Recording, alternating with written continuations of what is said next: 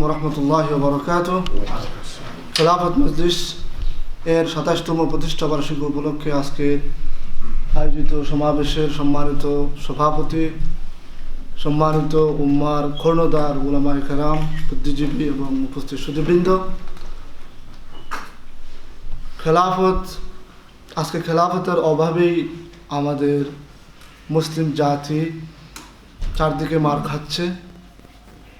একেবারে যদি আপনি বসনিয়া থেকে শুরু করেন, একেবারে রিসেন্ট সিরিয়া, ইরাক, কোন দেশ ছেড়ে কোন দেশের নামই বলি, এবং আমাদের দুর্দশার উপরেই কিন্তু বিশ্ব মুড়লরা আমাদের দুর্দশাকে নিয়ে তারা মজা নিচ্ছে। আপনারা জানেন রোহিঙ্গারা বাংলাদেশে আশ্রয় নিচ্ছে, কিন্তু রোহিঙ্গাদেরকে যারা নির্যাতন করতেছে মায়ানমার সরকার, তাদের বিরুদ্ধে তাদেরকে কোনো চাপ দেওয়া হচ্ছে না। বরং কি করা হচ্ছে, রোহিঙ্গাদেরকে এখানে আন্তর্জাতিক দাতা সংস্থাদের কাছ থেকে টাকা এনে এখানে টাকা কিছু কিছু বরাদ্দ দেওয়া হচ্ছে, তাদেরকে বস্তি বানিয়ে দেওয়া হচ্ছে।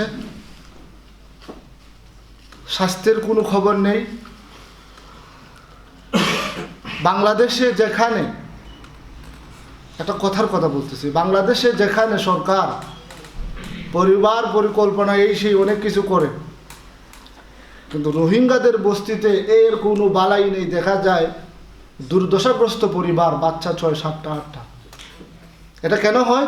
যারা ভিজিট করতেছেন তারা বলছেন যে যার যত বাচ্চা হবে দাতা সংস্থাদের কাছ থেকে তাদের বাজেট তত বেশি হবে। আর দাতা সংস্থারা এই দুর্দশাগ্রস্ত রোহিঙ্গা জাতিদেরকে দেখিয়ে বিভিন্ন আন্তর্জাতিক যে রিলিফ ফান্ড আছে সেখান থেকে টাকা এনে এর কিয়দংশ শুধু তাদেরকে বিতরণ করে, বাকিটুকু তাদের পকেটে চলে যায়।